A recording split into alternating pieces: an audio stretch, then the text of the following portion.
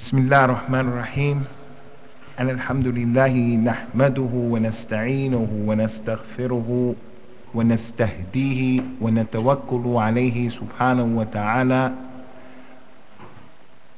ونعوذ بالله من شرور أنفسنا ومن سيئات أعمالنا من يهده الله فلا مضل له ومن يضلل فلا هادي له وأشهد أن لا إله إلا الله وحده لا شريك له وأشهد أن محمدا عبده ورسوله صلوات الله وسلامه عليه يا أيها الذين آمنوا اتقوا الله حق تقاته ولا تموتن إلا وأنتم مسلمون يا أيها الناس اتقوا ربكم الذي خلقكم من نفس واحدة وخلق منها زوجها وبث منهما رجالا كثيرا ونساء واتقوا الله الذي تساءلون به والأرحام إن الله كان عليكم رقيبا يا أيها الذين آمنوا اتقوا الله وقولوا قولا سديدا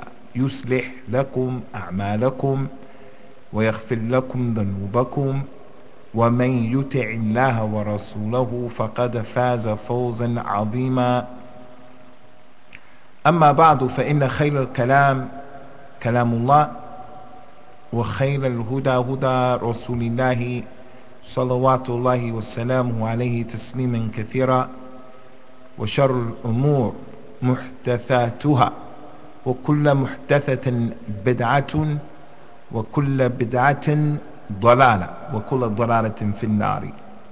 This is our second and last class about making the salat behind the people of al-bid'ah, the people of al-ahwa. And in the previous class, just to recap and to refresh your memory, insha'Allah ta'ala, in the hopes that the information will sink in concerning this important issue, we seek and we attempt to be in the middle path. نستهدف الوسط الطريق الوسط نريد الوسطية. We want the middle.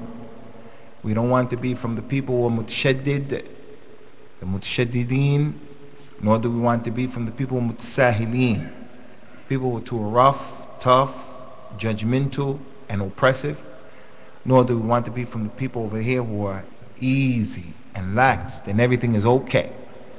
The way of al-Islam, the way of al-Hadith, the way of al-Sunnah, the way of the Firqat al-Najiyah, as-Salafiyah, is in the middle path concerning all of the affairs. So as we mentioned previously, this is not an issue, ikhwani, that we want to present to cultivate people upon loving al-tafriqa, loving al-ikhtilaf, loving these issues of being disunited and disjointed and disconnected from our brothers in al-Islam. That is not the goal and the objective of this dars. There are some people, their dawah is a dawah of anti-sociability. They don't connect to the people. They're easy to pass judgment against people. You're kafir, you're mubtadi', and based upon that ruling, they disconnect. As we mentioned in the dars last week and in so many durus and so many lessons, from the asul of a salafiyah is the Salafi individual trying to do his best to keep unity with the Muslims. In your families, you have to make jihad to make sure that the afrad of your usra, all of the individuals of your usra, of your family, are together.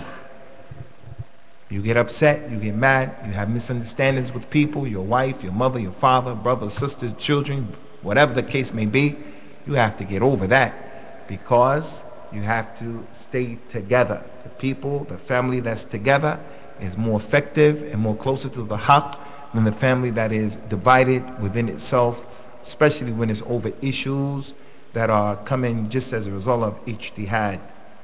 So we're not giving this dars in order to encourage or to cultivate you brothers, especially the shabab, upon hating people, being antisocial.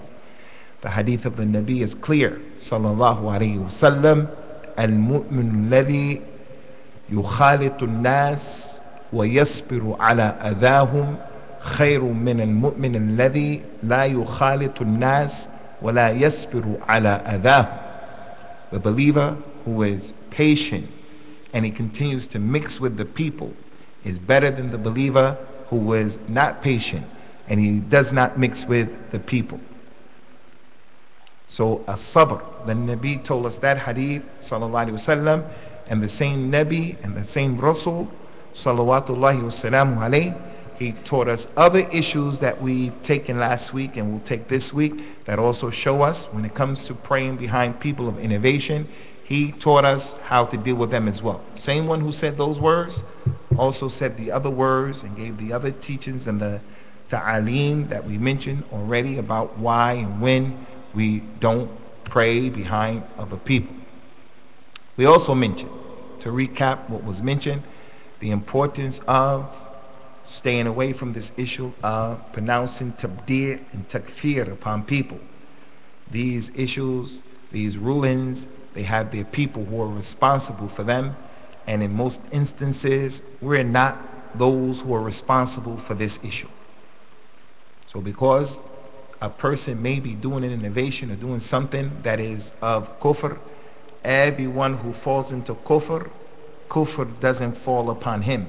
The ruling of disbelief doesn't fall on him. Everyone who falls into an innovation, the ruling of innovation doesn't fall upon him. The companions of the Prophet ﷺ, Umar, the companions, they fell into kufr. They made statements that were statements of kufr. Ma sha'Allah wa shitta ya Rasulullah. It is as you liked, it is as Allah wanted, and as you wanted, Ya Rasulullah. They made that statement. They said, radiyallahu anhum, last night it rained because of this star, that star. Some of them used to say, I swear by my forefathers. So the Prophet would tell them, sallallahu alaihi wasallam, man kana halifan falyahlif billahi. Whoever is swearing is going to swear, say wallahi, then swear by Allah only. And don't swear by other than Allah. That is shirkum billahi. That is shirkum billahi. Some of the companions fell into innovation, like the man who took an oath that he's going to pray all night long, and the other one said he's going to fast all the time, and the third one said he's never going to get married to women.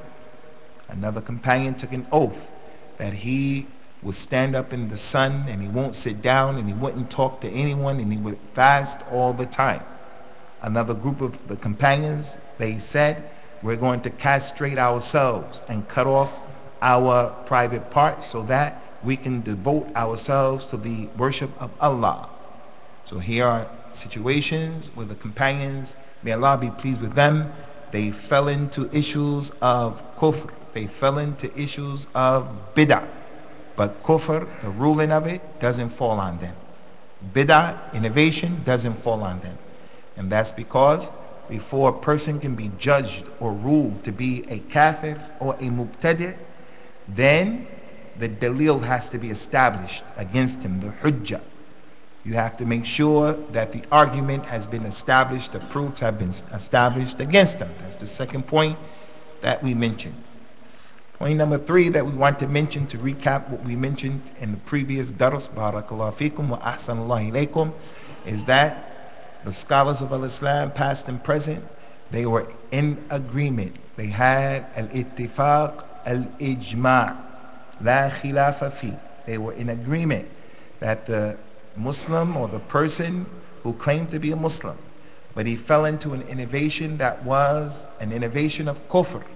That innovation was an innovation of kufr. Then the scholars of Islam were unanimously agreed it's not permissible to pray behind him. His innovation is an innovation of kufr.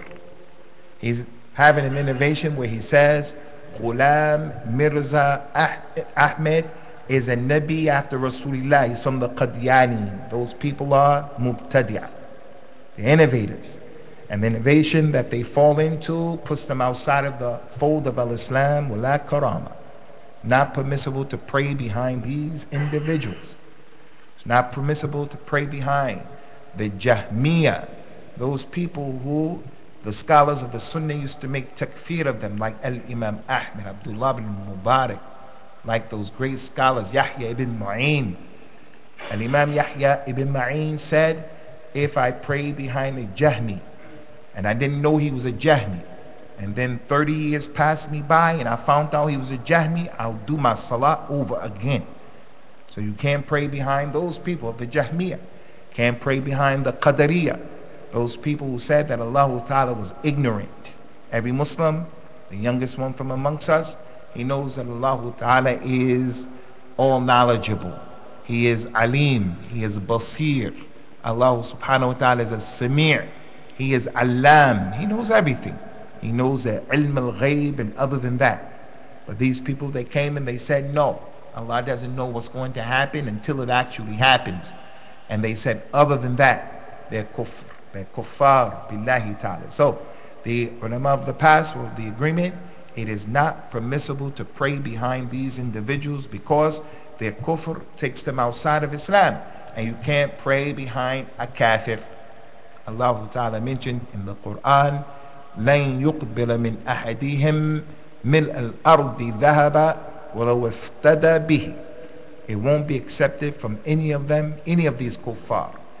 If they were to give the whole world in gold, they were to give sadaqah in gold with ikhlas, it won't be accepted from any of them. And that's because their shirk and their kufr, it rendered their deeds null and void. Allah Ta'ala mentioned in the Quran, وَمَنْ يَبْتَغِي غَيْرَ الْإِسْلَامِ دِينًا فَلَنْ يُقْبَلَ مِنْهُ وَهُوَ فِي الْآخِرَةِ مِنَ الْخَاسِرِينَ. Anyone who chooses other than Al-Islam, anyone who chooses other than Al-Islam as his way, as his religion, it won't be accepted from him. All of the prayers that they make. So we still find in different places in the Muslim community where someone dies and the Muslims invite the non-Muslims who are present, come and pray with us. The kuffar are there, like the 3 brothers who were killed, murdered unjustly in the month of Ramadan. May Allah Ta'ala have mercy upon them and forgive us and forgive them. In those types of settings where there are non-Muslims who are there, some ignorant Muslims will say to the non-Muslims, come and join us, get in the line. They can get in that line, and if they got in that line, which is impermissible, it won't be accepted from them because the first condition of salat, which is al-Islam, you have to be a Muslim. First condition, he lost it. So that goes to show that the person who is an innovator and his innovation falls into the realm of kufr, you can't pray behind him unanimously. But again, we mentioned that you have to be careful about pronouncing the person who is a Jahmi, pronouncing the specific person who is a Rafidi, the 12 Imam Muslims from Iran. You cannot pronounce kufr on those people. What they say and what they fall into is kufrun billahi. The Muslims of Iran, the average Amr, Bakr, Zayd, Safiya, well, they won't call themselves Safiya because they hate the wives of the Nabi sallallahu alaihi wasallam. But the lady who is from Iran, those people, their aqidah is aqidah of kufr. The Quran is incomplete according to them. The companions apostated according to them. All of those issues of kufr. But we do not say that each and every one of them are non-Muslims. Those are issues that we brought to your attention in the last dars, And we mentioned as well another thing, and that is, if a person has disbelief, the Imam has disbelief, a bid'ah, that is a bid'ah of kufr, and there is no other masjid, and he is the sultan, and he is the leader, he is going to pray the only Eid in the city, he's going to pray the only Jummah in the city. You are a Muslim and you are in the university, and the one who's going to lead the salat of al-Jummah is a Brawi, and they say things of kufr. Their innovation is kufr. The Nabi is from the nur of Allah. The Nabi didn't die. The Nabi knows the ilm al-ghayb, hazir nazir. All of those issues are kufrun billahi. You're in the university and you have to pray behind that man, that student. And as we mentioned in the last class, you are allowed and you should and you have to pray behind that individual. Although his bid'ah is a bid'ah of kufr, you have to pray behind him. because Allah Ta'ala has commanded that you pray Salat al-Jum'ah and that you pray Salat al-Eid. You cannot let the Jum'ah go by and you just say, well, I'm just not going to do it. Nor can you pray Jum'ah by yourself. Nor can you pray Salat al-Eid by yourself, or let the Eid go by and then you pray Salat of al-Dhuhr. No, you have to pray behind those individuals, because Allah commanded you to pray the Jum'ah. Allah commanded you to pray the Eid. There was some ikhtilaf, as we mentioned, from the scholars. Some of them said you should repeat that Jum'ah prayer. You should repeat that Eid prayer. Some of them said that. And some of them said no. To repeat it is a sign of innovation. To repeat it is a sign of innovation. And that's the position that we're on. That you should not repeat it at all, because Allah Ta'ala la yukallifu nafsan illa wus'aha. He doesn't hold you beyond your ability and beyond your scope. You did what you had to do. And those other ahadith about the bad imams who are going to come, if they pray and get it right, the Nabi says, sallallahu alayhi wa sallam, فَلَهُمْ وَلَكُمْ وَإِنْ أَخْتَأُوا فَلَكُمْ وَعَلَيْهِمْ. If they pray the prayer correctly, then they'll get the reward and you'll get the reward. If they pray the prayer incorrectly, then it is against them and it is for you. But you should pray behind them and with them without repeating the prayer. But there are some narrations that you should repeat the prayer. Some of the ulama of Islam said that if you pray behind this individual who has a bid'ah, that is a bid'ah that takes you outside of Islam, you should repeat the prayer. Some of them said that. That's a narration from Imam Ahmed, Imam al-Barbahari, Imam Ibn Abi Zamanin, and other than them. Imam Ahmed's son, Abdullah, in his book, Kitab al-Sunnah, he brought a lot of those narrations. But it appears, and Allah knows best, that you shouldn't pray the salat again. Just leave it, and that is it. We mentioned as well, Ikhwani, about the issue of a person who calls to his innovation. The innovators are innovators who call to their innovation, and the ones who are quiet. They don't have anything to say. They're just regular people, like our mothers and our fathers and our relatives. They're just regular people from the Ammat al-Nas, just regular people. We explained to you, his innovation doesn't take him outside of Islam, but he is calling to his innovation. We told you in Ilm al-Hadith, the scholars of Islam, they would not take the narration of a person who was an innovator and he gave da'wah to his innovation out of fear that maybe this man is going to put a hadith in there in which he himself is acceptable and reliable in his narrations, but he may introduce something that's not from the deen, and because he's reliable, his narration has to be accepted.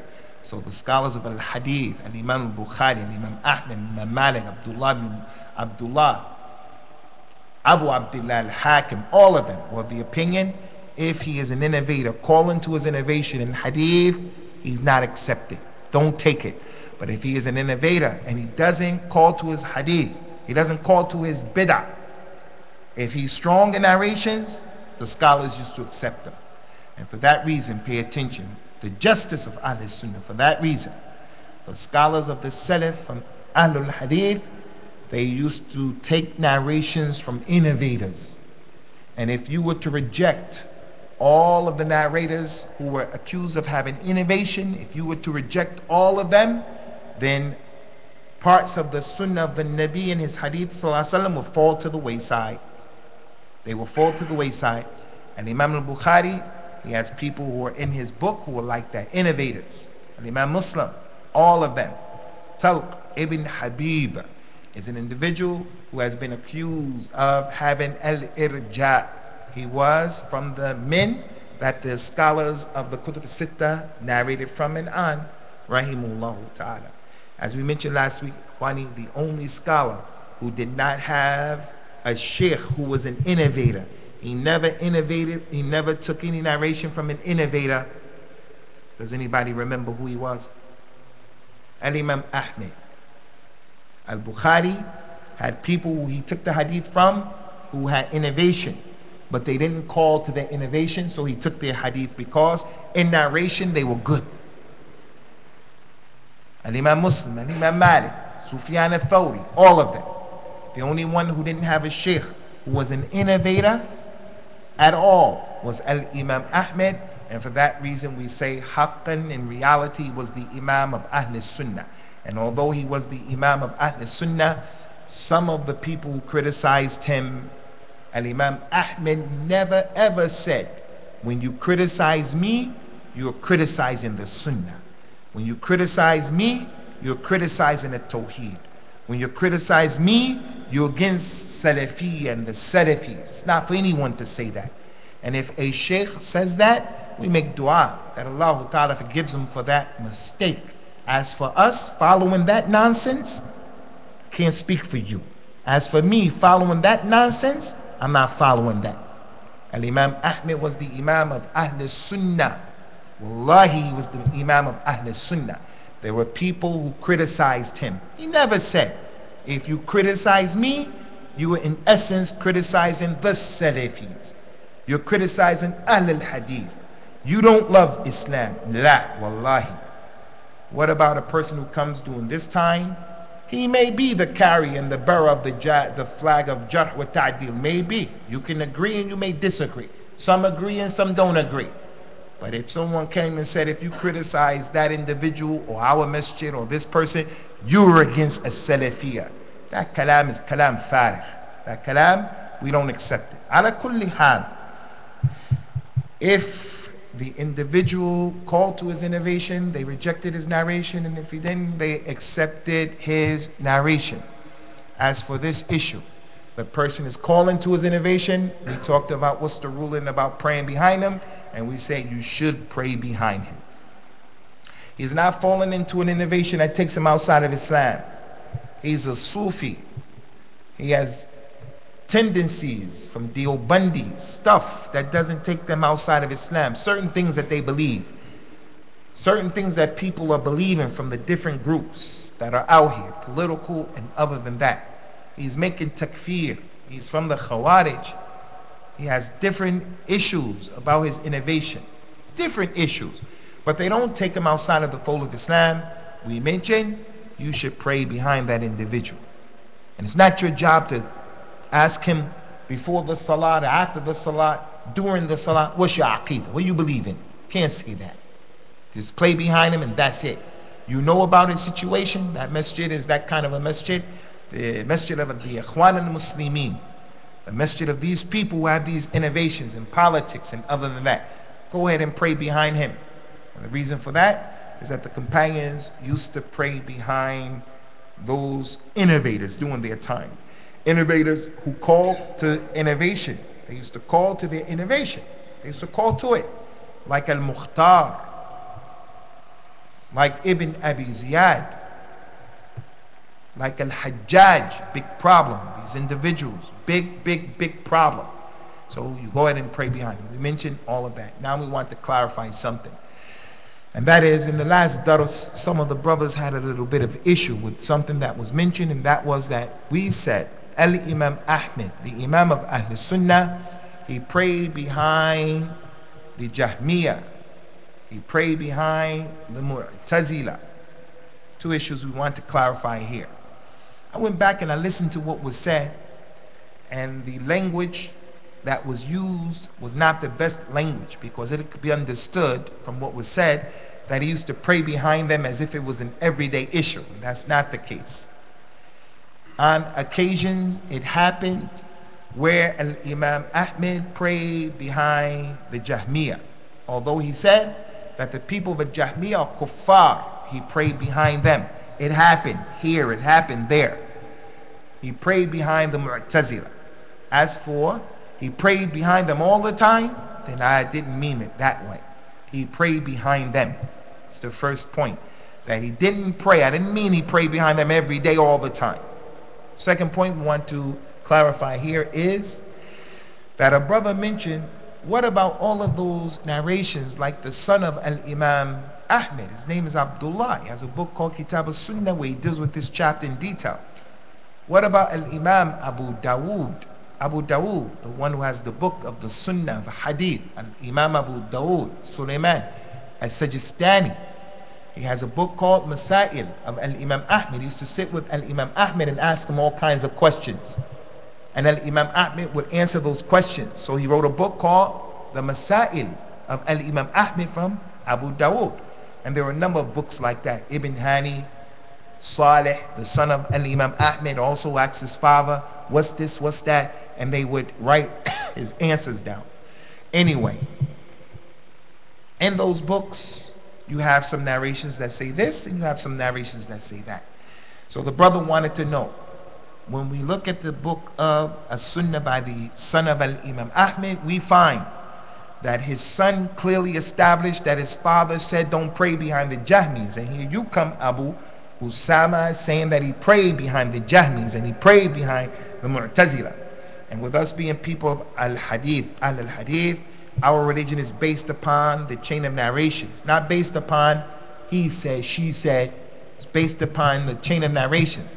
And Imam Abdullah bin Mubarak, he said, لولا الإسناد لقال من شاء ما شاء في الدين الله. If it wasn't for the chain of narration, anybody would have said whatever they wanted to say in the deen of Allah, like the Jews and the Christians. God so loved the world that he sent his only begotten son, that anyone who believed in him and followed him would have everlasting life. Where is that at? They just say it like that. So they said whatever they want to say about the religion. Christmas, Easter, whatever they want to say. Brawis, the Nabiyas, Hazir, Nazir, Ilm al-Ghayb, didn't die. Where's the dalil? We just said that. We just believe that. As for the hadith that established that, the ayat that came with the chain of narration, the companions memorized the Quran, and then the next generation memorized, and then the next generation, and to us, we have a chain of narration. Where's the dalil for that? If it wasn't for the chain of narration, people would say whatever they want to say in the religion, and also outside of the religion. If I wanted to take this man's money, I will just come and say, he stole my car. He has my car. And that's all I have to do is just say it. He stole my car. And then I just take his car. The Qadi, the judge, gives me his car. No, I have to bring the proof. He has my car. And the proof that is my car is that Fulan and Fulan and Fulan, they were with me when I purchased it. Here is the bill of sales. And it's on the CCTV when I drove the car off of the lot, and so forth and so on. So our deen is with dalil.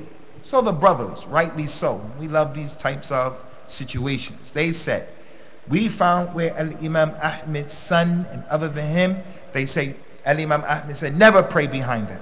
So how can you say that he did pray behind them? In actuality and in reality, ikhwati fillah, ummatul Islam, I never found a chain of narration where it is established that Al-Imam Ahmed prayed behind the Jahmis or he prayed behind a Mu'tazili. I never found that chain of narration. Like in the case with Abdullah, his son, who said, my father told me. You get the whole chain of narration. That's authentic. That said, and Imam Ahmed said, don't pray behind them. Chain of narration. I never found that. But what I did find was that some of the mujtahideen of the Hanbali madhab, some of those scholars of the Hanbali madhab who knew what they were talking about, which doesn't mean they're always right, but they attributed this issue and this incident to Al-Imam Ahmed. From them, Shaykh al-Islam ibn Taymiyyah. For those of you who are writing, if you go back to his book, Majmu' al-Fatawa, one of his greatest books, Majmu' al-Fatawa, in volume 7, page 507 to 508, Al-Imam Shaykh al-Islam ibn Taymiyyah, he was of the opinion that Al-Imam Ahmed, although he made takfir of the generality of the Jahmiyyah, he didn't say all of them were kuffar, and he prayed behind the Jahmi. So he's a mujtahid. Does that mean by the Lord of the Kaaba it happened? No, it doesn't mean that. But it does mean that a man who knows al-Islam and knows that madhab very well, more than likely he wouldn't have said that from his own head. So I have someone who preceded me to that. That's the point. Secondly, another mujtahid of the madhab, al-Imam Ibn Qudama al-Maqdisi, in his book Al-Mughni, one of the best books written in fiqh, whether you are Hanafi or other than Hanafi. It's a Hanbali book, but it is comparative fiqh, comparative, where he gives the ruling And he brings the positions of all of the madhabs, and then he establishes what's the strongest position, even if it goes against his madhab. And he was Hanbali, one of the best books of fiqh in Islam. You have to have it in your library. He'll bring the position. What is the ruling of eating crabs and crustacean from the ocean? He'll say that the Hanafis say this, and their dalil is A, B, C, D. The Shafi'is say that, and their dalil is this.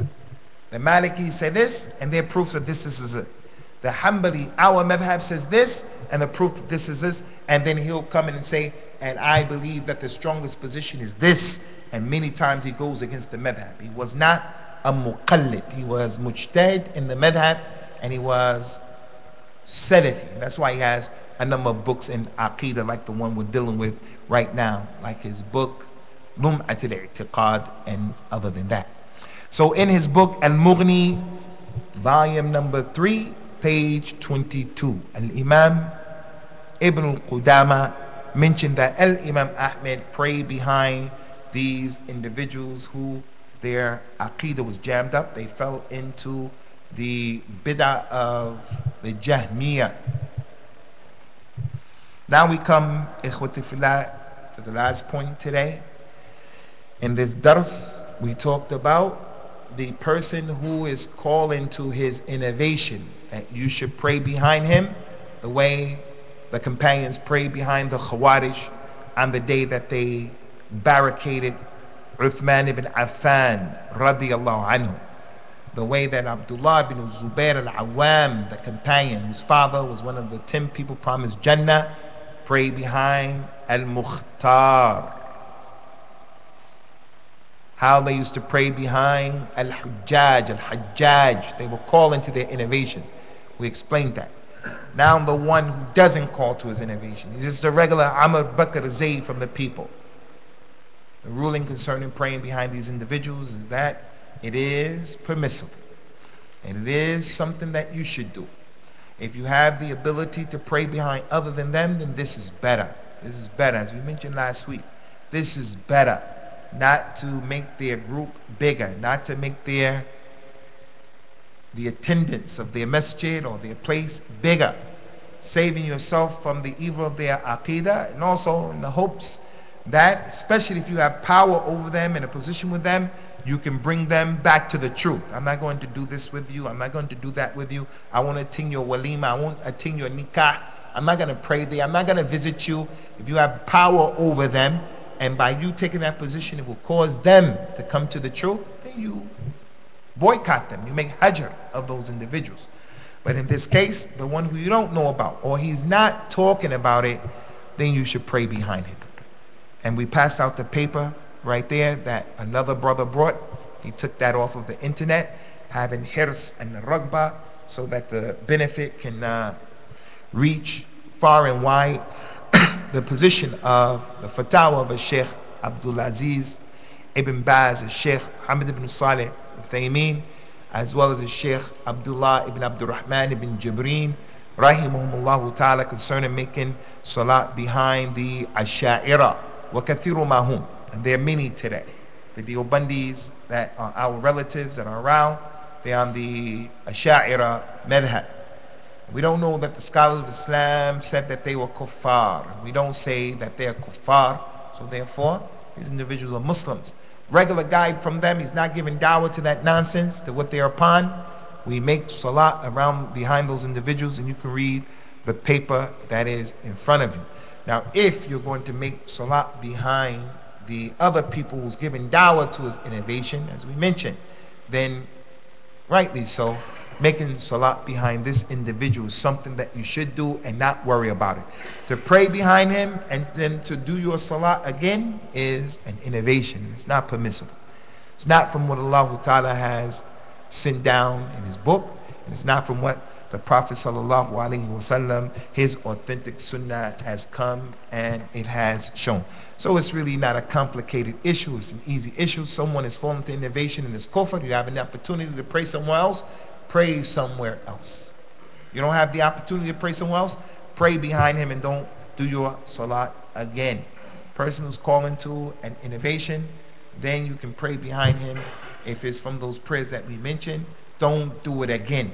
But if it's from the regular prayers, then you can do it again. And in all honesty and justice and the amanat al-ilmiya, we have to mention, some of the scholars said, in all of these cases, pray it again. Some of them said that. We have to mention that because it's there. Others said, don't pray it again. And if you were to pray it again, then you yourself is falling into an innovation. And Allah Ta'ala, He is A'la and A'la. So this concludes, Ikhwani, the two lessons that we wanted to make and wanted to give to you concerning this issue, inshallah ta'ala. It is a bit more detailed than that in terms of the narrations, but that's not what really benefits us. We want what is practical and what we can see and what we can do, feel, taste, smell with our situation, with our relatives, and the reality of living here in Birmingham and other than that. You brothers could take this and look into it, inshallah, on your own. You have any questions concerning today's dars or last week's dars, what was mentioned, inshallah, in these two classes? Alindakum shay? Abu Umar from Yugoslavia, from Albania. Albania. Fadl.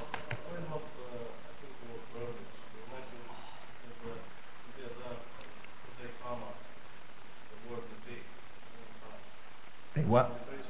They what?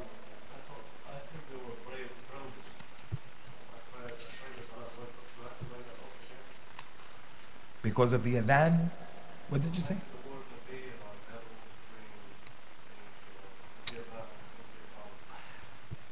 The brother made a salat in the masjid where the iqamah was not the iqamah that we know. And it appears that those people had some issues with them. Could have been Brahwis, could have been Shiite. The Shiite or the people who I know changed the words of the adhan and they changed the words of the iqamah.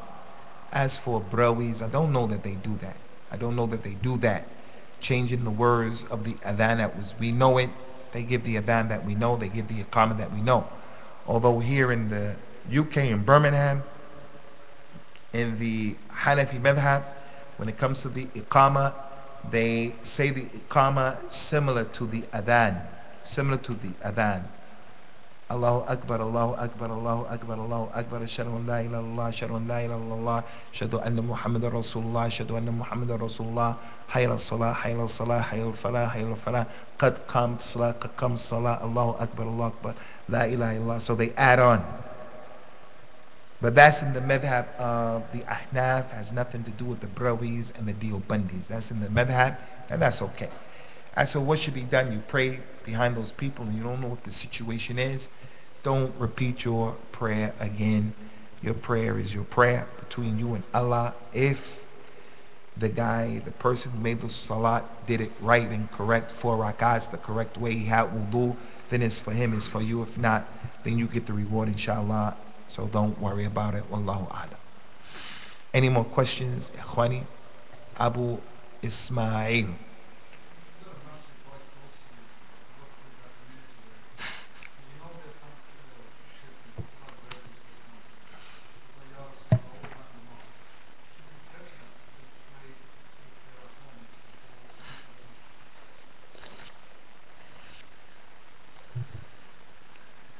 You live by the Quran.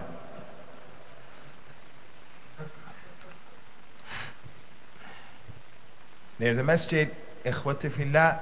In the masjid they have a lot of khurafat, a lot of bid'ah, shirk in the masjid. They make dua to the Nabi sallallahu alaihi wasallam. Some of the masajid in Birmingham are like that. Gumgo Sharif is close to his house. Zil Quran is right next door to his house on St. Saviour's Road. It's only 3 houses. His house is here. Zil Quran is right there. And some of these other masajid, this is our reality. So is it better to pray in the house or is it better to pray in the masjid? Which one is better? In reality, Ikhwani, I did not come across this specific question posed to a scholar from the past. Which one is better? This reality that faces us, which one is better? So as a result of that, I'm reluctant to say what I think is better, because I would prefer in an issue like this, to have someone who preceded me, and I didn't find that. Not that it's not there, I didn't find it. So I'm not comfortable with saying to any of you, pray in your homes. I'm not comfortable with that. Nor am I comfortable saying, go and pray in the masjid behind them. Although my nafs, my heart leans more towards that, to go and pray in the masjid in the jama'at, in light of the fact that the people of the Salaf took this opinion. That imam is ignorant. That imam doesn't know what he's talking about. That imam, although he's doing this innovation that is in this type of way, the Salat of al-Jama'ah is from the best deeds that you can possibly do, as Uthman ibn Affan told the people when they barricaded him in his house and they were making the Salat in the Prophet's Masjid sallallahu alaihi wasallam, and the people went to Uthman and said, the Imam of al-Fitna is praying in the Masjid and you're the Imam of the people, the Khalifa of the Muslims, and you're here. He said, go and pray behind them, because the Salat is the best thing that you can do. If they do it right, you'll get the reward. If they do it wrong, it's against them. If they do good, follow them. If they do evil, don't follow them. So the heart leans towards, go ahead and pray in the masjid. The heart leans towards that. And maybe, Allahu Alam, in the future, when you have a problem, oh Allah, wallahi, I'm against the aqidah that these people are upon, and I don't believe in what they believe in and the way that they believe in some of that stuff, but I only prayed in that masjid because I know the importance of a salat, and I have a precedence from the Salaf doing it. I did that for you and you alone. Therefore I ask you that I'm making tawassul with you because of that action. Give me this, give me that, give me this, because I only pray because of the importance of the salat. So that's what the heart leans towards, but Allahu Alam. Let us look, inshallah, try to find a specific fatwa on that. Tfadli ya akhi.